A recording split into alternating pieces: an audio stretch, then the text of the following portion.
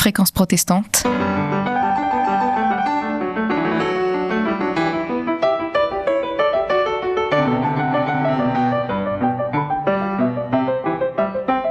Philippe Bilger. Philippe Bilger les soumet à la question.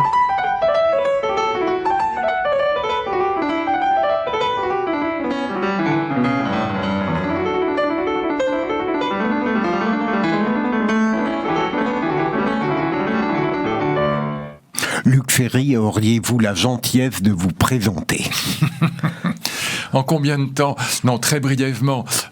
Si je veux me présenter, c'est par mes parents que je commencerai. Mon père était un très grand pilote de voitures de course. Il a construit une quinzaine de voitures de course. C'était un type génial parce qu'il n'a jamais fait d'études. Il avait simplement son certificat d'études. Il a fait la guerre d'Espagne avec Malraux. Et puis après, il a été un grand résistant. C'était 4 fois des camps nazis. Donc ça, c'est mon arrière-fond gaulliste qui vient de là. Et puis ma passion pour cette histoire de l'automobile, évidemment. Et puis de l'autre côté, ma mère, pareil, quittait les études en seconde au lycée parce que la guerre, elle devient infirmière, elle va sauver la nuit les pilotes anglais qui ont été abattus par la défense aérienne allemande, enfin donc aussi une trajectoire comme ça de résistante. Et donc ma mère, elle a jamais fait d'études, donc, mais elle a lu probablement plus de livres que je n'en lirai jamais dans ma vie, pourtant j'en ai lu beaucoup. Et donc voilà, c'est ça mon arrière-fond, si je puis dire. Alors après, moi, je vais faire mes études, je vais quitter le lycée, parce que je supportais pas le lycée. Je quitte le lycée en 3e. Puis-je, pardon, que aujourd'hui, exactement, comment vous définiriez-vous ? Comme ça. Ouais. Par mon histoire, je vais pas à l'école primaire, très peu à l'école primaire, très peu au lycée, et puis après je fais mes études par correspondance et je vais passer 2 agrégations. Donc là j'en arrive à la période plus récente, la grecque de philo puis la grecque de sciences politiques, un doctorat d'État, et je me retrouve professeur d'université à l'âge de 30 ans au plus haut niveau de l'université. Donc c'est ça mon arrière-fond, c'est ça mon histoire. Et après je vais enseigner pendant 30 ans, pendant 40 ans, et je vais écrire 200 livres de philosophie, et voilà, j'ai 2 passions, la philosophie d'un côté et les gens que j'aime, c'est-à-dire pour l'essentiel ma famille et mes amis, comme tout le monde. Voilà. Est-ce que philosophie et sciences politiques, est-ce que ça exprime bien les 2 centres intellectuels de votre vie ? Non, la science politique n'existe pas. Donc j'ai passé une agrégation de sciences politiques parce que on m'avait proposé de le faire et que ça me permettait d'être professeur d'université. Vous savez, c'est comme une agrég de droit, vous connaissez ça aussi bien que moi. Et donc ça me permettait d'être professeur d'université. J'avais 30 ans, donc c'était très très jeune. Si j'avais voulu faire une trajectoire, si je puis dire, en philo, j'aurais été professeur d'université à 50 ans, pas à 30 ans. En philosophie, c'était comme ça que ça se passait. Voilà. Donc ça m'a permis d'être très très jeune. J'étais passé par le CNRS, d'avoir donc la carrière universitaire. C'est pas une carrière, ça me permettait simplement d'avoir du temps libre pour écrire mes livres. C'était ma vraie passion, c'était la philosophie. Mais la science politique n'existe pas. Ça, c'est une blague. Pardon de le dire comme ça, c'est un peu brutal. Mais enfin, autant le droit est une discipline grandiose, autant la sociologie électorale, ça n'a absolument aucun intérêt. Ça n'existe pas. Je suis désolé de le dire parce que ça va peut-être choquer les élèves de Sciences Po, mais enfin, je ne crois pas à la science politique, pas plus qu'aux sciences de l'éducation. Donc, non, la philosophie est ce qui me passionne depuis toujours, à la fois la philosophie grecque, la mythologie grecque, et puis surtout l'idéalisme allemand, puisque j'ai passé 30 ans de ma vie à traduire les philosophes allemands. J'ai fait mes études en partie en Allemagne, et c'est cette tradition allemande, de l'idéalisme allemand, qui m'a passionné, disons de Leibniz jusqu'à Heidegger. Voilà. La philosophie, donc, ça a été une passion immédiate, oui.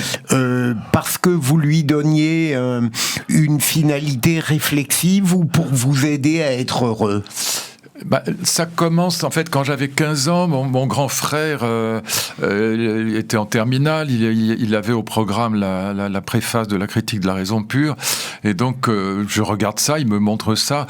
Et quand vous lisez la critique de la raison pure, les premières pages, ça commence par quelque chose qui est complètement incompréhensible par la plupart des mortels, à savoir comment des jugements synthétiques a priori sont-ils possibles. Donc ça c'est pas très parlant.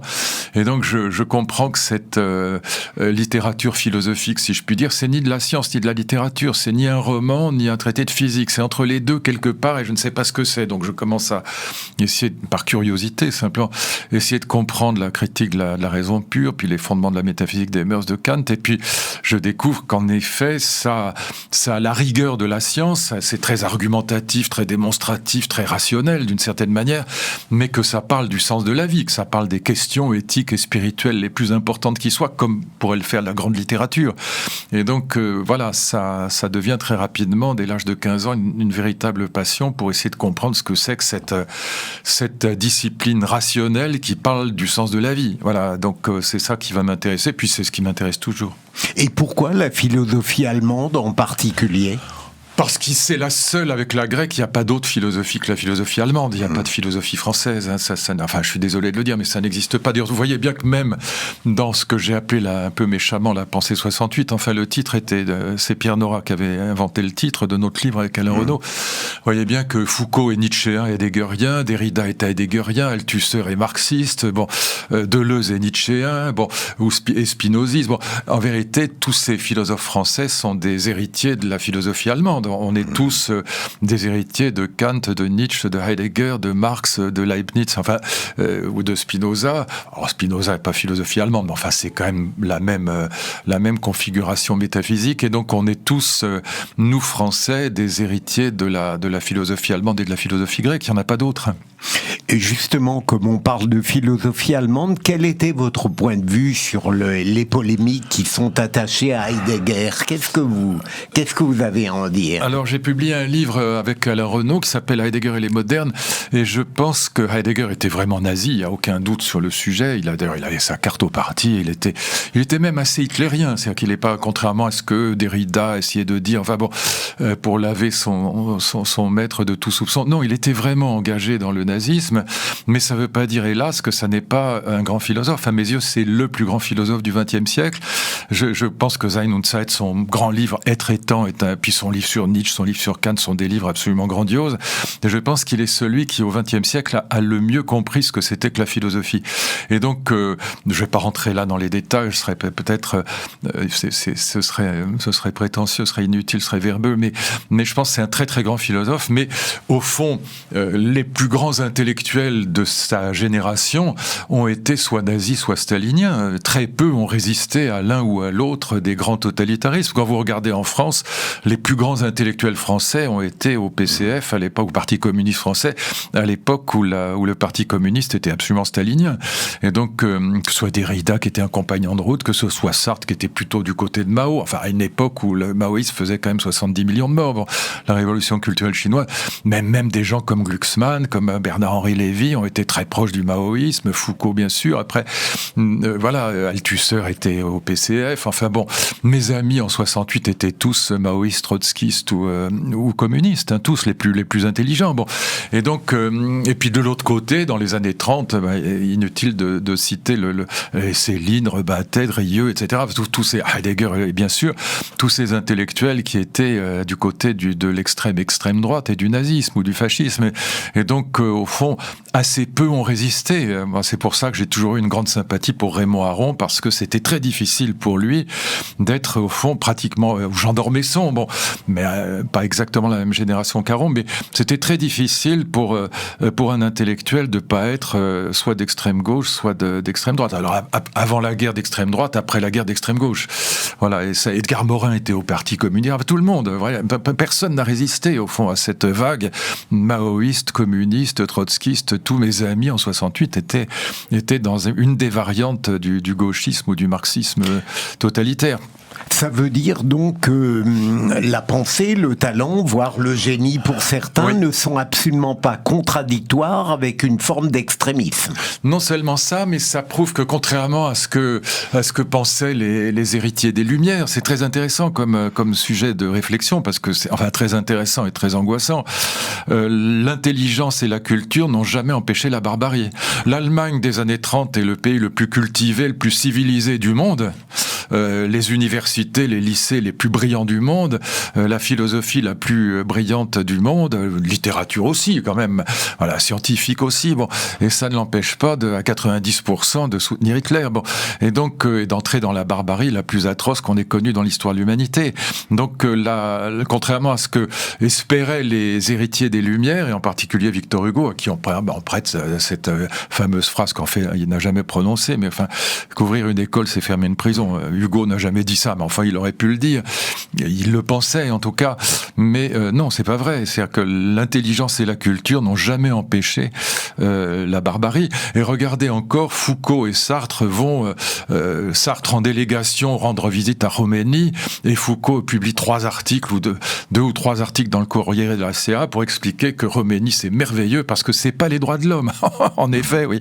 Voilà. Et donc, c'est quand même des grands délirants sur le plan politique, alors qu'on ne peut pas dire que Sartre ou Foucault soient des imbéciles, c'est pas, ou qu'ils soient incultes. C'est des gens évidemment très intelligents et très cultivés.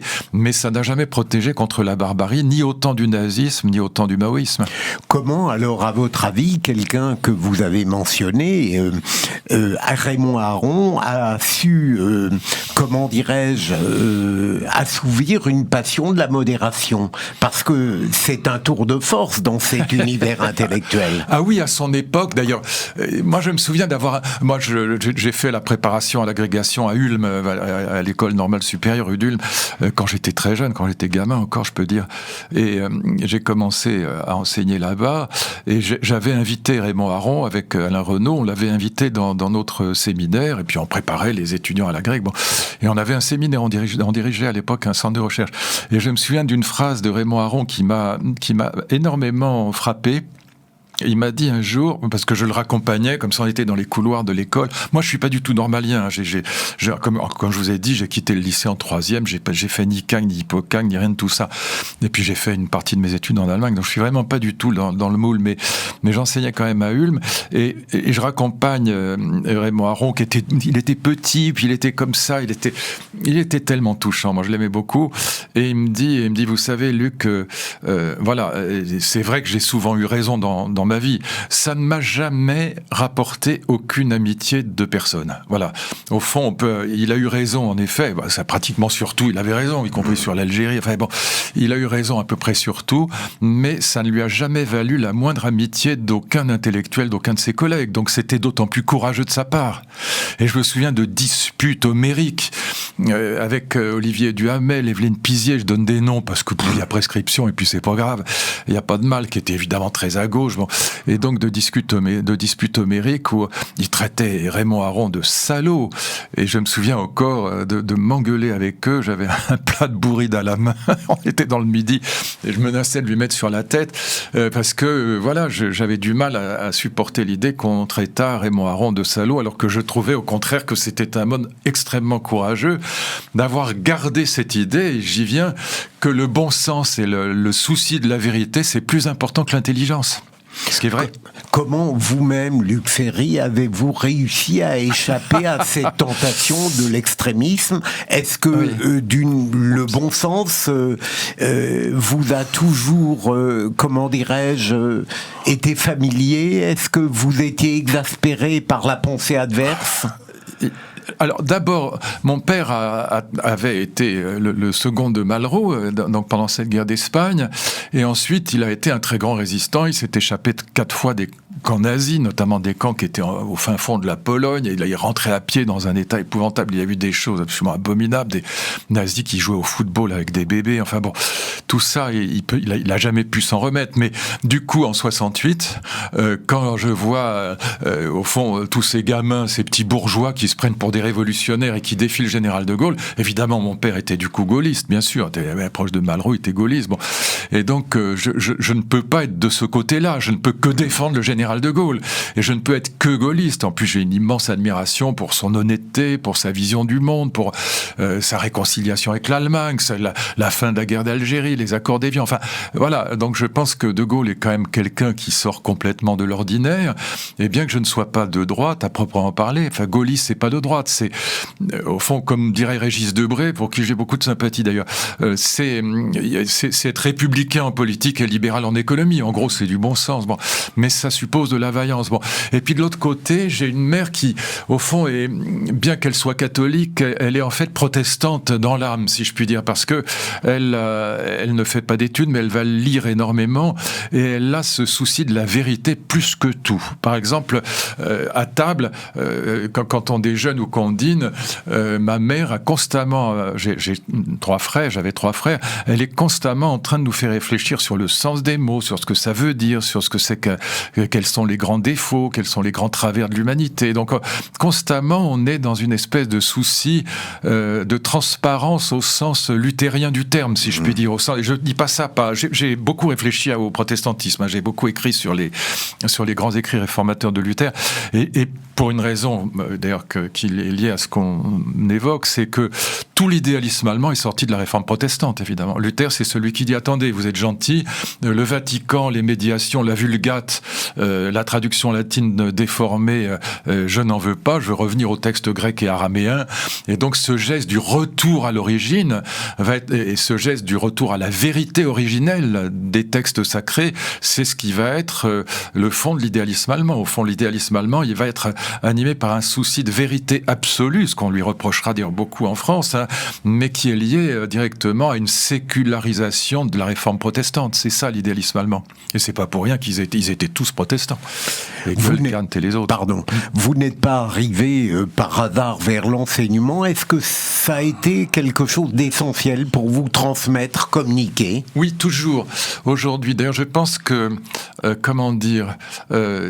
pour aller très vite à aujourd'hui, oui, pour moi, c'est absolument essentiel.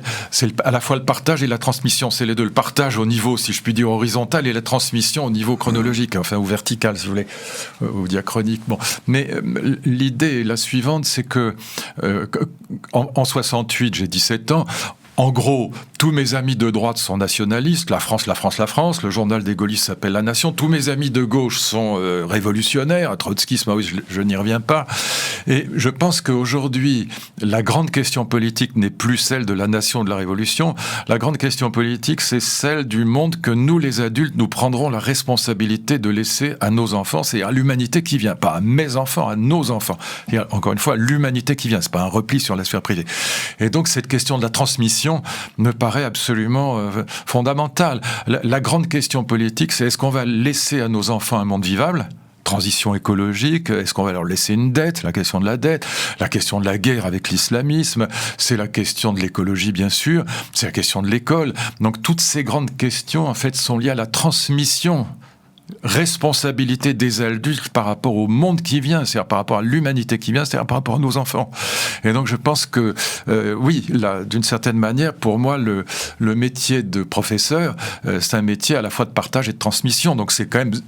Voilà, ce qu'il y a de plus, pour moi, de plus essentiel. Donc j'ai passé ma vie à essayer de faire comprendre les philosophies les plus difficiles, parce que Hegel et Kant, pour n'importe qui de normal, c'est illisible. Voilà, il faut des clés.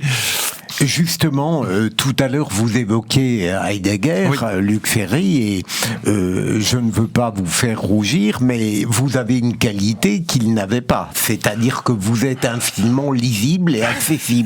Est-ce que vous avez cultivé cette exigence de limpidité contre tous les hermétismes ? Oui, absolument. La pensée 68, Derrida, par exemple, c'est absolument illisible, c'est volontairement obscur. Et j'ai détesté ça, parce que j'ai toujours pensé que la profondeur n'avait mais strictement aucun rapport avec l'obscurantisme ou l'obscurité. Enfin, l'obscurité, plus exactement. Et donc, c'est quelque chose... J'ai eu un professeur qui était absolument extraordinaire, qui s'appelait Jacques Rivleg. J'ai eu aussi un autre professeur qui m'a envoyé en Allemagne, Heinz Hissmann, à qui je voudrais rendre hommage. Les deux étaient extraordinaires. Et ils étaient tous les deux d'une clarté, d'une limpidité exceptionnelle. C'est-à-dire que Rivleg réussissait à faire comprendre les débuts de la phénoménologie de l'esprit de Hegel. C'est totalement illisible. Vous ne comprenez pas une ligne quand vous rendez, mais c'est pas une blague. Vous ne comprenez rien. Et il arrivait à nous donner les clés de telle manière qu'on lisait ça quasiment après ses cours, comme si on l'avait écrit nous-mêmes. Et ça, c'est quelque chose que j'ai gardé parce que je pense encore une fois que je suis un héritier des Lumières, donc je pense que le partage, comme les encyclopédisistes au fond, regardez, les grands encyclopédistes français n'étaient pas du tout obscurs. On peut lire Diderot, on peut lire Voltaire, on peut lire Rousseau. Voilà, c'est pas ce jargon qui a dominé malheureusement l'idéalisme allemand. Mais l'idéalisme allemand, c'est autre chose, c'est une autre époque. Et puis c'était des philosophes qui ne pensaient absolument pas pour le coup à partager avec le grand public. C'était pas des encyclopédistes.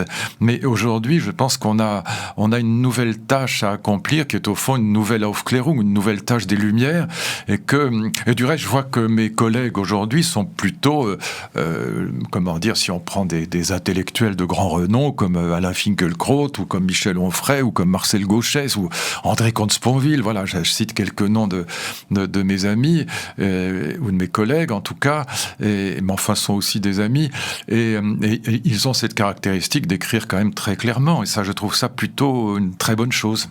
Est-ce que je me trompe, mais je ressens, depuis que vous parlez, évidemment avec beaucoup d'intelligence de votre parcours, que vous éprouvez beaucoup d'admiration pour des gens qui n'ont pas pensé comme vous, tout de même. Une sorte d'admiration à cause de votre passion de la philosophie, comme si elle représentait une sorte de fraternité commune. Oui, je viens de citer le nom de personnes dont je ne partage absolument pas les idées, mais ça, au contraire, c'est pas pour faire l'intéressant que je dis ça, c'est parce que vraiment, ça m'intéresse bien davantage d'entendre des gens dont je ne partage pas les idées. Par exemple, Alain Finkielkraut et Michel Onfray sont des déclinologues, sont des gens qui pensent qu'on est en déclin, qu'on est en décadence. Moi, je ne le pense pas. C'est un vrai débat. Alain Finkielkraut est dans la nostalgie, c'est un vrai sujet de débat, mais ça m'apprend beaucoup plus de parler ou d'entendre ou de le lire que d'entendre un chef d'entreprise optimiste qui a peut-être raison d'être optimiste. On voit quoi qu'en ce moment c'est pas franchement crédible. Enfin, mettons qui plaide pour l'optimisme parce que si on est dans le pessimisme, on vendra moins. Bon, et voilà. Mais ça m'intéresse pas du tout. Ce qui m'intéresse, c'est les gens avec lesquels je suis en profond désaccord. Par exemple, Tocqueville.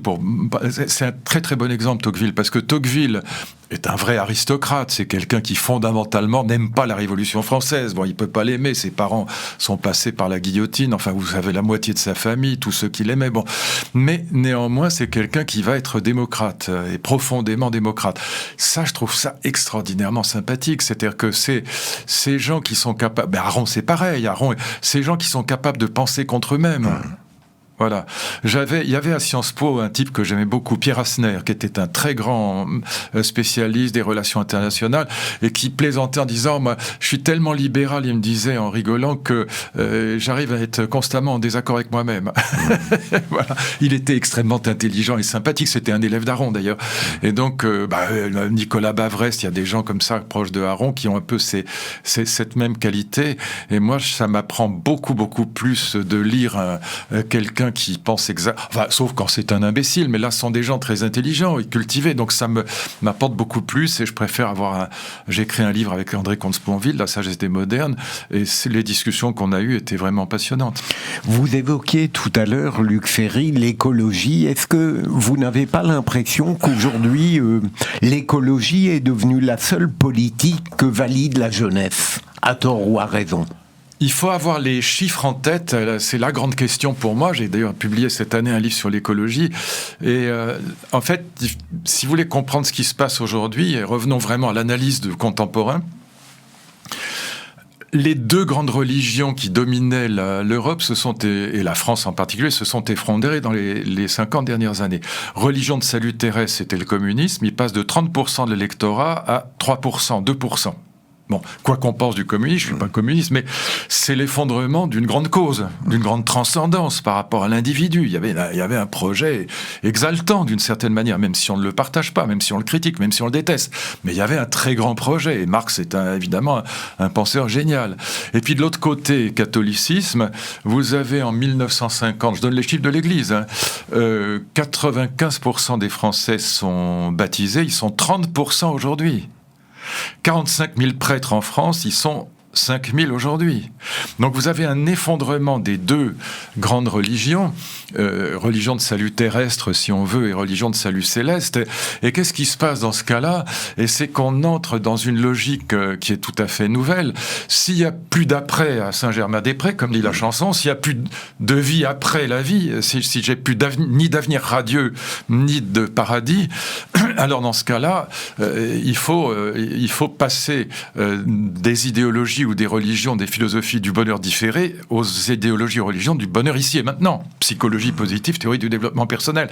Le bonheur, c'est ici et maintenant. Je vais pas perdre ma vie pour la gagner.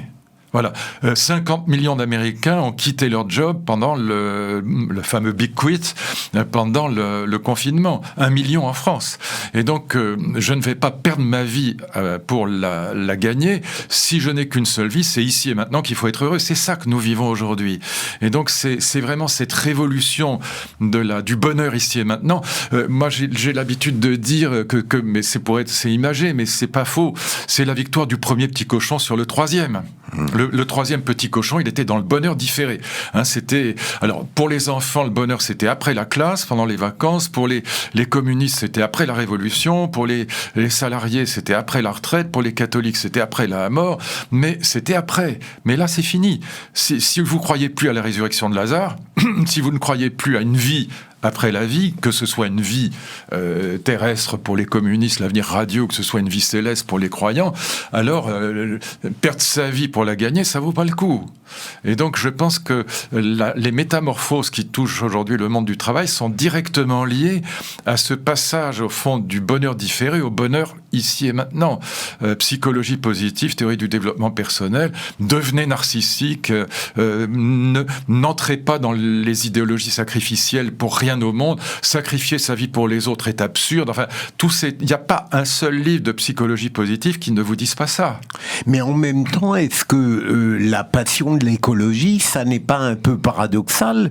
L'envie de davantage se soucier de l'avenir de l'humanité plutôt que de soi, en définitive. Non, parce que en fait, quand vous regardez, il y avait 3 grandes idéologies sacrificielles. Le nationalisme, il faut repenser à l'offensive Nivelle, par exemple. 500 000 morts en 2 mois, 300 000 côté allemand, 200 000 côté français, pour prendre une colline, plus personne.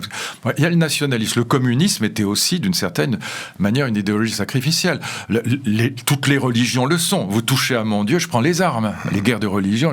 Voilà. Alors, ça s'effondre, l'écologie vient à la place, mais c'est pas une religion du sacrifice, c'est une religion de la vie. Autrement dit, on vous demande pas de vous sacrifier pour la planète. On vous demande peut-être de faire quelques efforts, de consommer moins, mais mieux d'ailleurs. Et puis vous serez en meilleure santé. Si vous mangez pas de viande, ça ira mieux. Si vous polluez pas la planète, ça ira mieux. Donc la santé fait partie du deal écologique, si je puis dire. Donc c'est une nouvelle religion, bien évidemment, c'est la religion verte, mais c'est une religion qui n'est plus sacrificielle. Au contraire, elle vise à protéger la vie. Alors quelques sacrifices, bien sûr, mais surtout pas le sacrifice de sa vie. C'est une religion qui veut protéger la santé, qui veut protéger la vie. Regardez ce qui s'est passé pendant la pandémie. Philosophiquement, c'est fascinant. Si vous comparez avec la grippe de Hong Kong de 68, qui en France fait 35 000 morts, ce qui est rapporté à la population de l'époque est énorme. Il n'y avait que 50 millions de Français en 68. On est 67 millions aujourd'hui. Donc c'était quand même 5 ou 6 fois plus que la grippe saisonnière. 0 confinement, on n'en parle même pas. Là, pour la première fois dans l'histoire de l'humanité, on a mis la vie et la santé humaine au-dessus de l'économie et de l'argent. Moi, personnellement, je pense qu'on a bien fait, mais peu importe, c'est pas un jugement de valeur mais ça veut dire, pour la première fois dans l'histoire de l'humanité, on a mis le souci de la vie, le contraire du sacrifice, par-dessus tout. Et donc, c'est là que, au fond, santé, bien-être, écologie, ça va ensemble. Le souci de la santé, le souci du bonheur et le souci de l'écologie marchent de pair, si je puis dire, bien qu'ils soient trois. Mais c'est vrai que ça remplace les religions ou les grandes idéologies sacrificielles, sauf que c'est pas du tout sacrificiel. La pensée 68 que vous avez évoquée, que vous avez écrit avec Alain Renaud, oui. Est-ce que ça n'était pas, d'une certaine manière, l'irruption de la politique à venir chez vous? Ou est-ce que je force le trait en disant cela? Ce qu'il y avait de nouveau sur le plan politique est très très très important, mais ça va avec ce qu'on vient d'évoquer. Tout ça marche ensemble, hein, sans être paranoïaque. C'est pour la première fois le fait que on renverse les rapports entre société civile et État. C'est ça, mai 68, fondamentalement. Qu'est-ce qui se passe en mai 68 ? C'est que, au fond, ce qu'on critique, c'est le rôle qui a été joué par les États depuis que les États existent, d'ailleurs qu'ils soient des États monarchiques ou des États modernes. Ce qui va caractériser l'État, c'est la raison d'État. Jusqu'aux accords d'Évian, jusqu'en 1962, jusqu'à la fin de la guerre d'Algérie, l'État taxe les jeunes gens, les envoie mourir, les envoie à la guerre. Bon, Première Guerre mondiale, 20 millions de morts. Deuxième Guerre mondiale, 65 millions de morts. Et dans les régimes communistes, la révolution culturelle chinoise, c'est pareil, 65-70 millions de morts. L'État, la raison d'État, taxe les familles. Mais 68, paradoxalement, alors qu'on dit tout est politique, mais ça va être le grand renversement, la vie privée, le souci de soi, l'individualisme narcissique vont devenir omniprésents, et au fond, ce qu'on va demander à la politique, c'est un changement radical. On peut aimer, on peut ne pas aimer, peu importe. Je décris là. C'est un changement radical. Ce qu'on va demander à l'État, c'est d'être au service des familles. Et pas l'inverse, c'est pas les familles au service de l'État. Et donc au service des familles, ça veut dire que ce qu'on demande à l'État, c'est de trouver du travail, réduire le chômage, c'est d'augmenter le pouvoir d'achat, c'est de faire en sorte que la formation à l'école, il y ait égalité des chances, etc., etc. Donc à mon avis, c'est bien, mais en un sens, c'est quand même bien, mais c'est le moment où la vie privée devient la finalité de la politique et non pas la finalité et la politique, la finalité de la vie privée. C'est ce moment-là qu'incarne mai 68. Parce que c'est évidemment pas une révolution. L'État nous est débiteur, en quelque sorte. Exactement. L'État nous doit tout, il nous doit assistance, il nous doit tout, on lui demande tout. D'ailleurs, vous voyez bien qu'aujourd'hui, ce que nous vivons, c'est la prolifération des droits et l'extinction de la loi. Et quand même, le plus caractéristique, la loi décline, les droits augmentent. Et donc la société civile s'installe en reine, si je puis dire, contre un État qui est censé être non pas la finalité, mais le moyen. C'est ça qu'on vit aujourd'hui. Et le moment de basculement, c'est 68. Tout à l'heure, je vous ai demandé, Luc Ferry, si vous étiez passionné par la politique, et je voulais vous demander, au fond, est-ce que vous vous êtes jamais rêvé comme conseiller du prince, en quelque sorte, selon certaines modalités grecques, par exemple, ou ça n'est jamais venu dans votre esprit avant qu'on parle de votre condition de ministre? Non, je suis trop prétentieux pour ça. Non, je suis trop mégalo pour ça. Non, enfin, si un président de la République, c'est arrivé, m'appelle pour me demander tel ou tel. Chirac m'avait appelé, par exemple, bien avant que je ne fusse ministre, pour me demander il devait faire un discours sur l'école, et il m'avait appelé en me disant voilà, tel ou tel ancien ministre, je ne vais pas citer de nom, ce serait désagréable, mais j'ai pas confiance en eux. Est-ce que vous pouvez venir me voir à l'Élysée? J'étais venu le voir, évidemment, et je le fais, bien sûr. Si un président de la République vous appelle, j'imagine, Philippe, vous allez le voir aussi. On va pas, bien sûr, c'est tout à fait normal. Et donc ça m'est arrivé X fois que tel ou tel président ou tel ministre m'appelle pour me demander un avis, ou un premier ministre. C'est normal. Je pense qu'ils le font d'ailleurs avec 1000 autres personnes. Hein. Je suis sûrement pas le premier à être appelé. Mais c'est pas du tout. Non, moi ce qui m'intéresse, c'est la philosophie, et puis tout ce qui relève de l'amour et de l'amitié, de la famille, des amis, de la vraie vie, si je puis dire. Au fond, ce sont les idées, voilà, l'intelligence et l'amour, voilà. Mais le reste, j'ai été ministre par accident parce que Dominique Dominique de Villepin et Jean-Pierre Raffarin voulaient faire entrer dans le gouvernement des personnalités de la société civile, mais j'ai jamais été membre d'aucun parti politique. Mais vous l'avez voulu tout de même, ce poste de ministre, parce que probablement vous aviez la certitude que vous pourriez apporter quelque chose. Je vous ai entendu dire également que pour rien au monde vous n'auriez voulu être ministre de Nicolas Sarkozy. Oui. Cela m'intéresse. Est-ce que c'était une question de psychologie, de vision de la vie, vision de la nation ? Oui. En vérité, quand Dominique de Villepin m'a appelé en mai 2002, pour me demander d'être ministre, et que, comme ils savaient que c'était pas vraiment ma tasse de thé, ils avaient décidé de m'offrir un gigantesque ministère, puisqu'il y avait la jeunesse, les universités, la recherche et l'école. Jamais ça n'a existé. Donc, le plus gros budget de la nation, de très loin. Bon, c'était considérable. Moi, mon premier réflexe, c'était de refuser, voilà. Parce que j'avais vu ce qui se passait avec Allègre, avec Bayrou, à quel point c'était quand même c'est un métier dangereux. Hein. Voilà. Et puis, c'est ma femme qui m'a dit, mais enfin, t'es malade. Elle m'a dit, si tu prétends avoir des idées sur l'école, ça fait 10 ans que tu t'intéresses à ça, tu as été président du conseil des programmes, enfin bon, tu es fou, tu peux pas refuser ça, il faut que tu fasses passer tes idées. Moi, mes idées, c'était la réforme de la voie professionnelle et la lutte contre l'illettrisme, en gros, c'était ça, bon, plus lutte contre la violence, bon, mais c'était 3 idées, pas plus, hein. Mais d'ailleurs, à mon avis, il n'en faut pas plus. Donc j'ai fini par accepter, mais la mort dans l'âme, hein, c'était pas du tout ma passion, voilà, et donc ça m'a évidemment passionné, je suis resté exactement 2 ans, ça m'a littéralement passionné. J'ai eu la chance d'avoir 2 ministres délégués, ce qui était quand même là aussi extrêmement, honorifique, puisque j'avais Xavier Darcos et Claudie Aigneret comme ministres délégués. J'avais 3 directeurs de cabinet. Enfin, j'avais un staff absolument gigantesque, le plus gros budget de l'État. J'ai appris plus de choses en 2 ans sur la vie publique. J'ai rencontré le monde entier que je n'aurais pu apprendre en 50 ans. Et puis la grande différence entre, pardon de le dire, c'est très prétentieux, mais je le dis pas par prétentieux, mais entre ce que je peux avoir compris et puis mes amis intellectuels, ceux que j'évoquais tout à l'heure ou d'autres, c'est que j'ai mis les mains dans la glaise et que je sais ce que c'est que le budget, je sais ce que c'est que l'économie de la France. Oui. Je peux vous dire exactement quel est le taux d'endettement de la France, que c'est que les taux d'intérêt, ce que la BCE est en train de faire. Voilà, j'ai compris. Hegel disait, la philosophie, c'est d'abord son temps saisi dans la pensée. Ihre Zeit in Gedanken erfasst, son temps ramassé dans la pensée. Ça fait partie du jeu. Si vous ne connaissez rien à la science et rien à l'économie, vous êtes à côté de la plaque, vous ne pouvez pas être philosophe, c'est pas vrai. Voilà, donc ça m'a appris énormément de choses, c'était absolument passionnant, c'était très très dur, mais c'est pas du tout quelque chose que j'ai cherché. Voilà, mais je regrette pas du tout de l'avoir fait, j'ai ni remords ni regrets.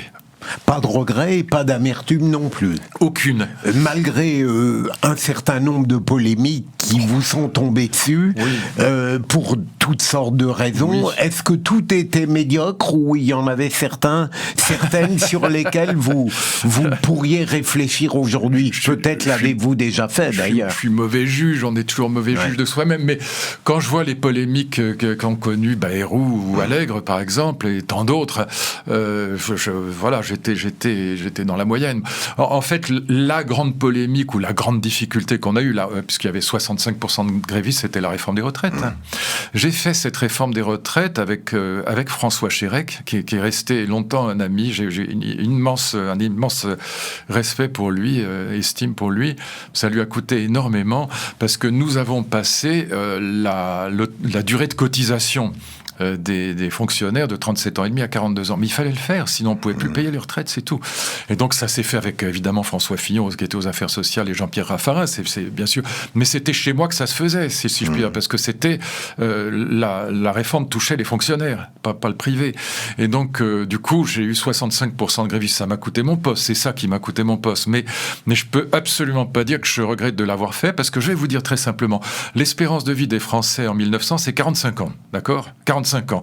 Aujourd'hui, c'est 80 ans pour les hommes et 85 ans pour les femmes. Il faut un cuit de bulot pour pas comprendre qu'on est obligé d'augmenter soit la durée de cotisation, soit le taux de cotisation, soit les deux, mais qu'il n'y a pas moyen de faire autrement. C'est idiot, c'est pas une question droite-gauche, c'est une question de mathématiques, d'arithmétique, bête. Et donc, oui, j'avais dans mon cabinet même des anciens profs qui faisaient grève, voilà. Mais je leur disais, mais vous êtes malades. Et je me souviens avec François Fillon, de temps en temps, on se retrouvait le soir tous les deux, on se prenait un petit whisky parce qu'on n'en pouvait plus à 3h du matin, et on se disait, mais mon Dieu, ce qu'ils sont cons, pardon de le dire comme ça, mais c'est la vérité. Ils ont bac +5, mais ils sont débiles, ils comprennent pas on fait pas ça pour nous, on fait ça pour eux. Ce qui est quand même terrifiant, c'est quand vous faites une réforme pour les types qui sont en grève contre vous, qui manifestent contre vous. C'était pour sauver leur retraite qu'on le faisait, mais parce qu'on pouvait pas faire autrement. Les chiffres que je viens de vous donner sont évidents. Donc on n'avait aucune autre solution, et Chérec l'a compris. Et pour un homme de gauche, et ça a été l'origine de Sud, parce que du coup, il y a beaucoup d'extrême gauche qui ont quitté la CFDT, et moi, j'ai rendu vraiment grand hommage à François Chérec. Chaque fois que je peux le faire, je le fais. Je me souviens qu'on s'était retrouvés une fois à Rome, et puis il a été après, moi j'ai créé le service civique, et il s'est retrouvé patron de l'agence du service civique, et je pense que c'était quand même assez extraordinaire de pouvoir compter sur un homme de gauche vraiment intelligent et courageux, parce qu'il fallait beaucoup de courage. Voilà, ça c'est cette expérience. Mais bon, ça m'a coûté mon poste, oui. Que tirez-vous en général de ces expériences politiques ? Vous faites le constat que le politique est impuissant ou qu'il peut faire des choses ? En fait, le constat majeur, c'est l'impuissance des politiques dans une démocratie. Pourquoi ? Parce que d'un côté, vous avez la médiatisation extrême. Pour ça que j'admire beaucoup le système suisse, parce que en Suisse, il y a zéro médiatisation. La plupart des Suisses ne savent même pas qui est le président de la Confédération. Le pays est dirigé par 7 sages dont on connaît à peine les noms. Bon, nous, on a une hyper-médiatisation, donc ça suppose des présidents qui sont des narcissiques absolument fous, qui sont dans un narcissisme... Pour vouloir être président, il faut être dans un narcissisme délirant, à mes yeux, pardon de le dire, mais c'est la vérité. Bon. Et donc, on est dans une médiatisation qui fait que les médias, c'est leur rôle, et l'opposition, évidemment, fait aussi son travail, s'attire contre vous à boulet rouge, enfin, qui que ce soit. Regardez Macron, quoi qu'on en pense, il est critiqué toute la journée. Je regardais ses news ce matin et hier, putain, mais il en prend plein la musette. Bon. Et puis de l'autre côté, vous avez la mondialisation qui vous oblige à faire des réformes de structure, à faire des économies budgétaires, parce que sinon, vous arrivez à la situation actuelle où on a une dette de 113% du PIB, avec des taux d'intérêt qui grimpent, un déficit commercial effroyable, et donc on est complètement étranglé sur le plan économique et social aujourd'hui, il faut quand même le dire. Et donc si vous ne faites pas le boulot d'avoir un tout petit peu de rigueur, l'Allemagne est à 70% du PIB pour sa dette, mais l'Allemagne du coup a une marge de manœuvre considérable, elle a des ennuis à cause de ce qu'on sait, le gaz russe qui n'arrive plus, mais néanmoins elle a une marge de manœuvre absolument énorme par rapport à la France qui est à l'os. Bon. Donc on est bien obligé de faire ça, de faire une politique qui soit un peu une politique de père de famille rigoureux, et c'est extrêmement critiqué immédiatement par les 3/4 de la population qui ne comprend pas pourquoi, surtout maintenant, on a dépensé, le quoi qu'il en coûte fait que beaucoup de Français s'imaginent qu'on leur cachait l'argent qui était là et qu'en fait on ne leur a pas donné parce qu'on est méchant. Alors qu'en vérité, aujourd'hui, on dépense de l'argent qu'on n'a pas, tout est financé par la dette aujourd'hui. Et donc, réfléchissez juste 3 secondes à ça et vous comprendrez à quel point c'est difficile. La France est divisée en 6 courants. Aujourd'hui, vous avez l'extrême droite, l'extrême gauche, les écologistes, le centre, le Parti socialiste et les LR. Ça fait 6 courants, pardon, là je suis abruti. 6 courants. Et donc ça veut dire que le président de la République, ce qui compte pour savoir positivement ce qu'il a comme voix, c'est le premier tour de l'élection présidentielle. Il a pas 25%, il a moins de 20%. Quand vous représentez moins de 20% de l'électorat, ce qui est le cas aujourd'hui, on n'est plus du temps du général de Gaulle où c'était droite-gauche. Il représente 20% de l'électorat, Emmanuel Macron, au maximum, positivement. Alors on croit qu'il est élu avec une majorité, mais c'est pas vrai. Après, c'est parce qu'il y a Marine Le Pen en face. Dans ce cas-là, vous êtes en très très grande difficulté parce que vous avez 80% des Français mécaniquement contre vous. Voilà.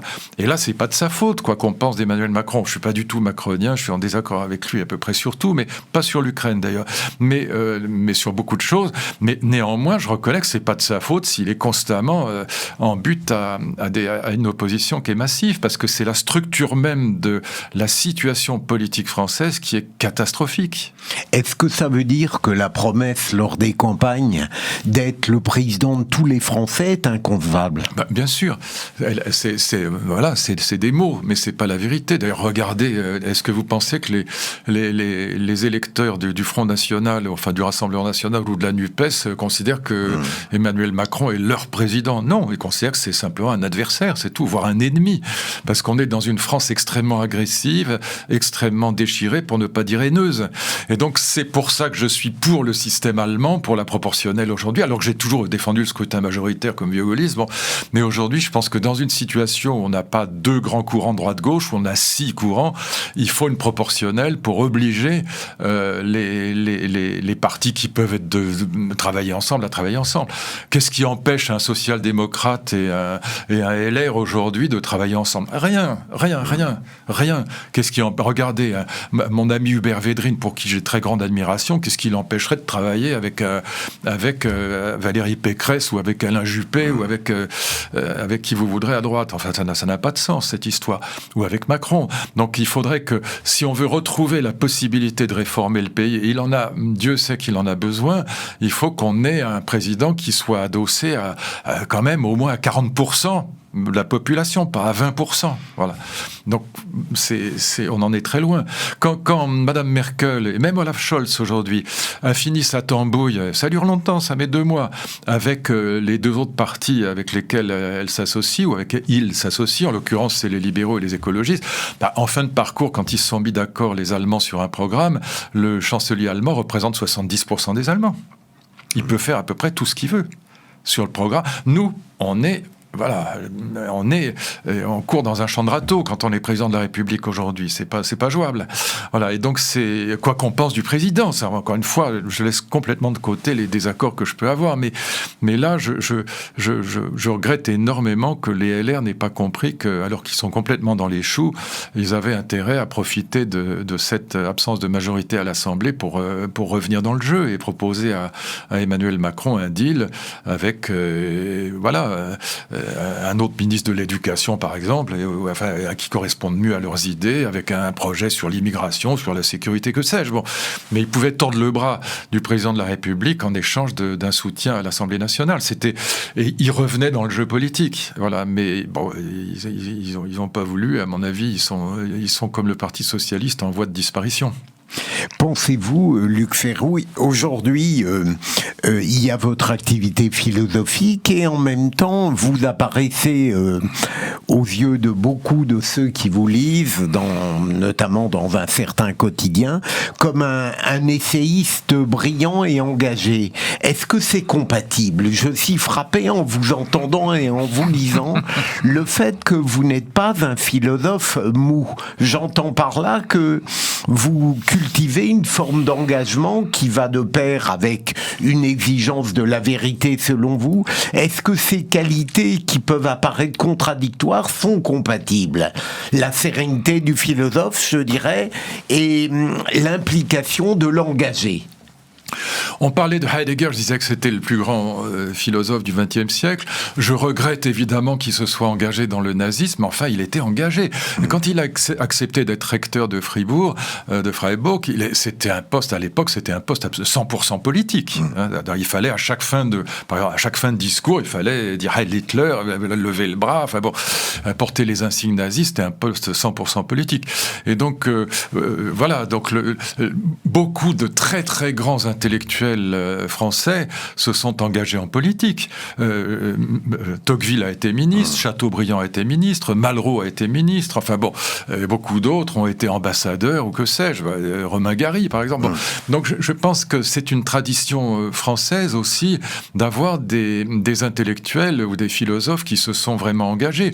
Aujourd'hui, on peut pas dire que Alain Finkielkraut soit un philosophe mou, ou Pascal Bruckner, ou même d'une certaine manière Marcel Marcel Gauchet, qui est probablement le plus universitaire, historien, mais Michel Onfray aussi. Bon, il a créé une revue qui s'appelle Front Populaire. Bon, et donc, et je parlais des philosophes de la pensée 68. Althusser était membre du PCF. Il était en même temps le grand caïman, enfin, grand professeur, on dit caïman à l'école, de l'école normale supérieure. Derrida était un compagnon de route du PC.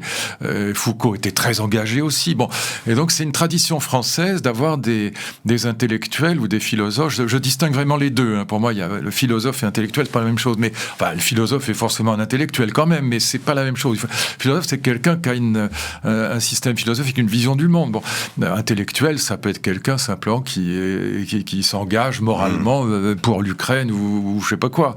Mais c'est pas la même chose. Mais en tout cas, il est clair qu'on a toujours eu, depuis Voltaire, une tradition d'intellectuels et de philosophes qui se sont engagés, y compris, encore une fois, de très grands ministres.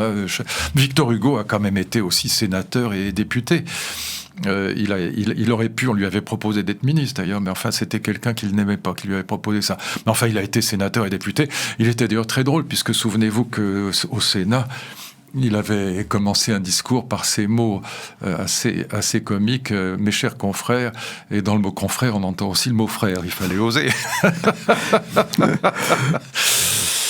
C'est assez joli. Ah, j'adore Hugo, évidemment. Pour moi, c'est le plus grand intellectuel de toute l'histoire de France. J'ai une passion pour Hugo. Enfin, c'est pas très original. Et dans la période récente, même Jean d'Ormesson, que j'aimais évidemment beaucoup, mais tout le monde l'aimait, était aussi un grand intellectuel très, très engagé. Vous avez cité tout à l'heure des essayistes, des philosophes. Est-ce qu'aujourd'hui, on ne se baptise pas un peu rapidement philosophe ? Si, c'est ridicule, c'est pour ça que je fais. Quelle serait la particularité du philosophe digne de ce nom, à votre avis ? C'est d'avoir un système philosophique, c'est-à-dire une vision du monde. Voilà, moi, je ne veux pas parler de moi parce que c'est ridicule de parler de soi, mais par exemple, je dirais très clairement que André Comte-Sponville est un philosophe, oui.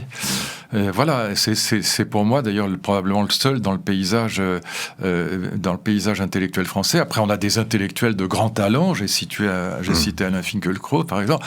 Je pense que moi, je partage pas sa déclinologie. Pour les raisons que je vous ai dites, c'est que comment dire, quand je regarde le monde des années 30 ou des années 60, malgré tout, le monde va 1000 fois mieux aujourd'hui que dans les années 30 ou 60. Hitler et Staline sont morts. Bon, Videla, Pinochet aussi, Mao aussi. L'Europe est devenue démocratique en 1970, elle ne l'était pas. Franco était encore vivant, la révolution des œillets n'était pas faite, les colonels grecs étaient fascistes, donc le monde va quand même 1000 fois mieux aujourd'hui, quoi qu'on en pense. Bon. Mais donc je peux pas être déclinologue, mais voilà, je reviens, je pense que par exemple Finkielkraut n'est pas du tout un philosophe, mais c'est un grand intellectuel, oui. Et puis c'est un très bon écrivain. Régis Debray aussi, par exemple. Je vais pas citer Régis, mais voilà, on a là, par exemple, Régis Debray, Alain Finkielkraut, pour moi, c'est des grands intellectuels, c'est des écrivains en plus extrêmement talentueux. Régis dans un domaine, Debray flamboyant, Alain Finkielkraut beaucoup plus sobre, mais c'est quand même un vrai écrivain avec des bonheurs d'écriture, beaucoup de talent. Bon, mais ce sont pas des philosophes, ce sont des intellectuels, et c'est pas péjoratif ou c'est pas une critique. Ils n'ont pas un système philosophique. André Comte-Sponville a un système philosophique, très clairement. Vous avez le temps de lire autre chose que de la philosophie ou des essais politiques? Je pense au prix Nobel d'Annie Ernaux. Est-ce que vous avez une opinion sur cette manière dont on a consacré une femme française? Alors, je pense qu'il y a deux très grands écrivains français pour moi. C'est Yasmina Reza et Une désolation. Si vous n'avez pas lu Une désolation, lisez ça d'urgence. C'est une merveille. C'est du champagne, mais c'est très profond. Je pense évidemment à Emmanuel Carrère, d'autres vies que la mienne. Je n'aime pas la littérature de Houellebecq, mais je pense que c'est quand même un grand écrivain, c'est autre chose. Je n'aime pas la vision du monde d'Annie Ernaux, mais je pense que c'est un grand écrivain. Je pense qu'Une femme est un grand livre, voilà, mais je ne partage aucune de ses idées. On revient à ce qu'on disait tout à l'heure. Ça n'empêche pas d'essayer de rester objectif. Je pense qu'on a... encore une fois, je déteste la vision du monde de Houellebecq, mais je pense que c'est un vrai écrivain, c'est incontestable. Et pareil pour Annie Ernaux. En revanche, j'aime vraiment le livre d'Emmanuel Carrère, D'autres vies que la mienne, je pense que c'est un livre du même niveau que Stendhal ou Balzac. Voilà, je pense qu'on a des très très grands écrivains aujourd'hui en France. Et Yasmina Reza, je pense qu'elle est géniale, oui. Même si c'est la petite forme, c'est des petits textes, mais sa vision de la vie, sa vision du temps qui passe, cette angoisse du temps qui passe chez elle, cette conscience du temps, tout ça est sous une apparence de légèreté et de champagne et d'une très grande profondeur. En plus, c'est merveilleusement bien écrit, avec énormément d'humour, énormément de talent. Voilà, donc je pense qu'on a autant de grands écrivains aujourd'hui qu'on en avait au 19e siècle. Je pense, pour ça que je ne crois pas du tout au déclin de la littérature. Je ne cite pas les autres, il y en aurait sûrement beaucoup d'autres. Et puis, dans le monde entier, évidemment que Philip Roth est un très très grand écrivain, Garcia Marquez aussi, bon, ils sont morts, mais pas il n'y a pas longtemps, et que Kundera est aussi un grand écrivain, voilà. Donc, alors, en philosophie, je ne me prononce pas, j'ai dit ce que je pensais d'André Comte-Sponville, je ne veux pas parler des autres, mais il y a encore moins de moi, mais je pense que, au fond, la littérature ouvre la voie. Et que c'est la même chose pour la musique savante et pour l'art. Je pense qu'on va sortir enfin de l'art contemporain conceptuel minimaliste que je trouve absolument navrant, et qu'on va sortir, on est sorti du nouveau roman. Là, on est vraiment sorti du nouveau roman avec les auteurs que je viens de citer. Je pense que en philosophie, en musique et en art plastique, ça reste encore à prouver, mais que, en tout cas, des gens comme André Comte-Sponville ou moi, on essaye de démontrer qu'on peut avoir une philosophie qui tient vraiment la route après la déconstruction qui a caractérisé la pensée 68. Oui. Au fond, vous n'êtes pas du tout un réactionnaire, vous croyez au progrès. Oui, bien sûr, bien sûr. En fait, je pense que l'histoire est tragique. Il y a des gens qui sont pessimistes, il y a des gens qui sont optimistes. Je pense que ce sont deux catégories de l'imbécilité, pour dire les choses franchement. Bernanos l'avait très bien dit. Il disait, voilà, si l'optimiste est la plupart du temps un imbécile heureux, le pessimiste n'est en général qu'un imbécile malheureux. Je pense qu'il avait tout à fait raison. En revanche, l'histoire est tragique. C'est ce que Max Weber, Raymond Aron reprenait ça. C'est très profond. Ça vient de Nietzsche, d'ailleurs. C'est ce que Raymond Aron et Max Weber appelaient les antinomies de l'action historique. Les antinomies de l'action historique, si je traduis, laissons le jargon de côté, ça veut dire que le politique comme le militaire, très souvent, n'a le choix qu'entre des mauvaises solutions, parce que le réel est déchiré. Par exemple, quand je suis ministre de l'Éducation, si je réduis le budget, je mets des gens dans la rue, quelquefois à juste titre, parce qu'ils disent mais on a besoin d'argent, on veut encore plus d'argent, etc. Et donc, mais je ne peux pas faire autrement, et donc je suis obligé de choisir entre deux mots. Et c'est extrêmement rare en politique, comme dans la guerre, d'une certaine manière, qu'on ait le choix entre des bonnes solutions et des mauvaises. Sinon, tout le monde prendrait les bonnes. Mais c'est pas comme ça que ça se pose. Les antinomies de l'action historique, et c'est ça le tragique chez les Grecs. Chez les Grecs, la catégorie du tragique, elle est vraiment géniale, parce que cette catégorie du tragique, l'Antigone de Sophocle étant à mes yeux la pièce la plus extraordinaire. Créon défend le droit de la cité. Son neveu, Polynice, a trahi la ville, il est jeté aux chiens et aux oiseaux, on lui rend pas les honneurs funèbres. Antigone est la sœur de Polynice, et donc elle aussi la nièce de Créon, qui est le roi de Thèbes, et elle défend son frère. Ils ont deux logiques différentes. Lui défend la loi des humains et de la cité, elle défend la loi des dieux et de la famille et du cœur. Mais ils ont tous les deux raison. Le réel est déchiré, il n'y a pas de solution idéale. C'est ça le tragique. Et donc moi, je reste fondamentalement marqué par cette idée. Enfin, oui, je suis un penseur tragique, si je puis dire. Mais ça ne veut pas dire triste ou malheureux. C'est pas ça. C'est simplement qu'on doit constamment essayer de trouver des issues, j'allais dire, plutôt que des solutions qui aillent vers le moins mauvais. Voilà. Qu'est-ce que vous voulez qu'on fasse en 1935 en France? Est-ce qu'on laisse la roue s'envahir? Est-ce qu'on fait la guerre tout de suite? Bon, qu'est-ce qu'on fait aujourd'hui en Ukraine? Voilà. Est-ce que vous croyez qu'il y a une bonne solution en Ukraine? On arme l'Ukraine. Très bien. Mais est-ce qu'on croit que la guerre peut être gagnée par un des deux camps? Je ne le crois pas. Même si l'Ukraine reprenait le Donbass, ça n'empêcherait pas qu'il y a dessous une guerre civile entre les républiques séparatistes et Kiev. Et donc, je suis convaincu à chaque fois qu'on est face à une histoire qui nous invite à trouver les issues les moins pénibles, les moins dramatiques. Voilà, c'est ça le tragique. Et donc, mais ça n'a rien à voir avec les catégories de l'optimisme et du pessimisme. Malheureusement, Luc Ferry, j'arrive au bout de cet entretien. entretien qui m'a comblé. Est-ce que je peux vous demander, vous avez publié un livre sur la vie heureuse récemment. Oui. En écrivez-vous un en ce moment? Oui, j'ai créé un livre. Le titre sera, ce sera en tout cas sur la question qu'on évoquait tout à l'heure, au fond sur la victoire du premier petit cochon sur le troisième, sur ces idéologies du bonheur qui ne nous préparent absolument pas, ces idéologies narcissiques et antisacrificielles, psychologie positive, théorie du développement personnel, donc à la fois hyper narcissiques et antisacrificielles, qui ne nous préparent absolument pas à affronter le monde qui sortira de la guerre en Ukraine et qui sera chinois, indien, russe, coréen et iranien, et qui sera pas gentil avec nous. Voilà, qui est un monde qui nous déteste, qui déteste la démocratie, qui déteste cette espèce d'humanisme occidental que ces gens considèrent comme mollasson et moribond, et déclinant et décadent. Et donc je pense que nous nous enfonçons dans les idéologies du bonheur au moment où on aurait besoin comme jamais de revaloriser au contraire le travail, l'idée de sacrifice, au fond l'héritage des Lumières. Ma dernière question, Luc Ferry, et pardonnez son caractère un peu personnel. À plusieurs reprises, je vous ai entendu parler avec beaucoup de délicatesse de votre épouse. J'ai l'impression qu'elle a eu un rôle considérable qu'elle a un rôle considérable dans votre vie. Ah bah oui, elle est, sans elle, je suis mort. Oui, elle est absolument. D'abord, elle est vraiment géniale. Elle est. Enfin, je peux même pas dire tout le bien que je pense qu'elle. Si elle quittait ce monde, je le quitterais aussi. Je serais mort. Oui. Non. Et c'est elle qui me guide en permanence. C'est mon conseiller sur tout sujet. Je peux pas vivre sans elle. Oui, voilà. Elle est vraiment géniale, je dois dire. Elle est incroyable. D'ailleurs, tout le monde essaye de me la piquer. Quel bel hommage. En tout cas, je vous remercie infiniment, Luc Ferry. Merci à vous, cher Philippe. Au revoir.